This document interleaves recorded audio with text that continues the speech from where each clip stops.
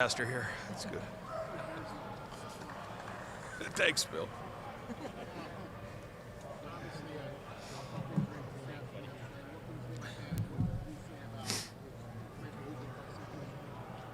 Yeah, Seth tore his Achilles on a non-contact injury, and we're crushed for Seth, and our team. But once that wears off, you got to move on, and it's an next man up mentality, and certainly nobody cares, and so we'll make adjustments, and we'll move Carson to center, and move Austin in there to left guard, and those guys were in there today, had a very good practice, very spirited practice, and I thought Will did a great job after that went down yesterday, and then even today. And so, excited for those guys to get in there and have a great game. And, it's a great opportunity for those guys now. And they both played a lot of football. We won a lot of games with Carson in center, and Austin's played. And again, it's like a body blow when something like that happens. Seth means a lot to this team and what he's done since he's been here. We'll talk about that in another moment. But, we're going to move on and focus on the future and focus on the guys that will be in the game. Tim May, let it be roll.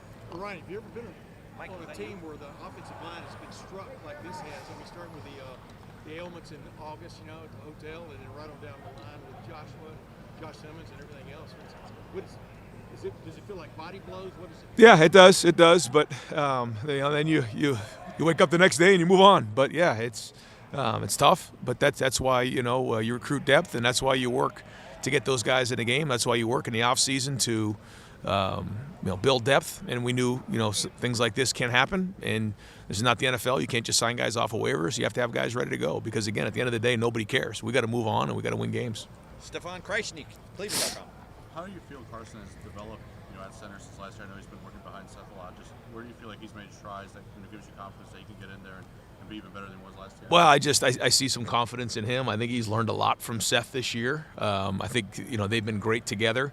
I think he gained a lot of confidence coming out of the Penn State game. He's playing with a lot of confidence. He had a very good practice today. So he has experience too at center, so he's done it. And I think having Will there, Will's been great today with him, and they communicate well in terms of making the IDs, and they'll meet together and make sure they're on the same page. But yeah, I mean, he's every year as an offensive lineman, you grow, you change, you learn, and he'll be ready this weekend.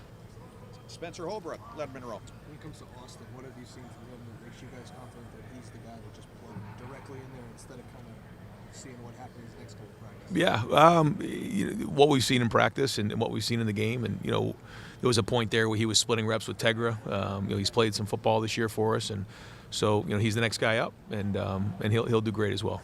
Austin Ward, the podcast. Right, how much were maybe Josh Villa or Luke Montgomery in the thought process for this week? Yeah, they're right there too, and I mentioned that to Luke last week. I think it was during a walkthrough. Like, man, you're a player or two away from being right in the middle of this thing when it matters most, and I think that's the part that for young players, young linemen, is always difficult. Is that you're putting the work in on a weekly basis, but maybe you're not seeing the feedback and the plays that you're looking for. Well, they're coming, and they're going to have opportunities to do that. I did think the three plays that Padilla was in there last in the Northwestern game, he really took advantage of those. Had three really good reps, and so that's what we're looking for when guys get in the game. And so those guys are right there, and they'll have to be ready when we call on them. Cameron T. Robinson, The Athletic. Ryan, how much growth have you seen in Austin? You got those 2 starts beginning of the year. Yeah, a lot of growth, a lot of experience, and being around guys like Donovan, being around guys like Josh, being around guys like Seth, who have played a lot of football. You learn how you go about your business. You learn about what it takes to prepare, the calls, all the things that come with that. And Seth was out there today. He's going to be with these guys, and he's almost like a coach. And there's a lot that goes with playing with the offensive line, and a big part of it is how you go about your business and the confidence that you have across the board when you communicate right. And then ultimately it comes down to getting after people and knocking people off the ball. And I think those guys have built confidence as the season's gone on. They know what it looks like. They've had success, and now they got to be at their best. Pat Murphy.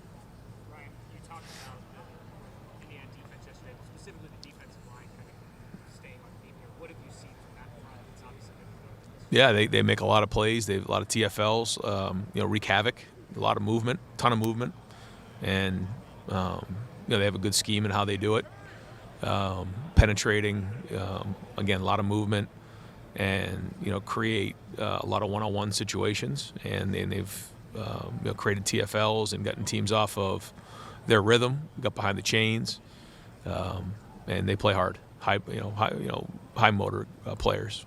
Stephen Means.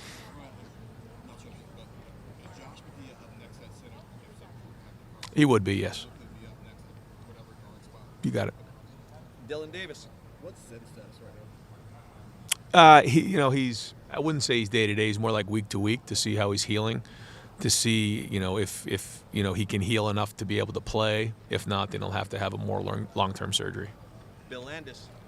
Ryan, you said Seth is almost like a coach now. Yeah. What are you guys looking for from him moving forward? And as he recovers, I don't know if he needs surgery, how much time is he going to get to spend around you? Yeah, he'll have surgery next week. That's the plan. I don't know exactly what day he will, but he was in the meetings today. He was out in the field. I just think that he knows these guys well. He knows what's going on in terms of the calls and knows the dynamics. And I just think that it's one thing to have a coach. It's another one thing to have a player or a peer that you can go to for certain things. And there's some things you can talk to your coach about that are easier to talk to another player about.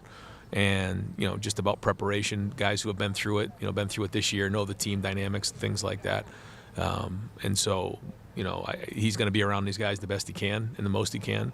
Certainly, once the surgery happens, he'll need some time to recover. But this week, he's going to be around the guys. Tony Gerbman. With Indiana and Michigan coming up, did that make Carson Hinsman the no-brainer, the experience thing that you guys relied on against Penn State as well? Was that the main cause? Yeah, we had contingency plans in place for these types of things, and that was the decision that we made, and that's what we'll move forward with. Yeah. Joey Kaufman.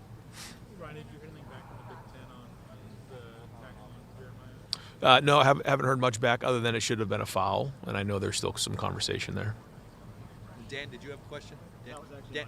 Okay. All right, Coach, thank you very much. Yep, thanks, guys. Good to go.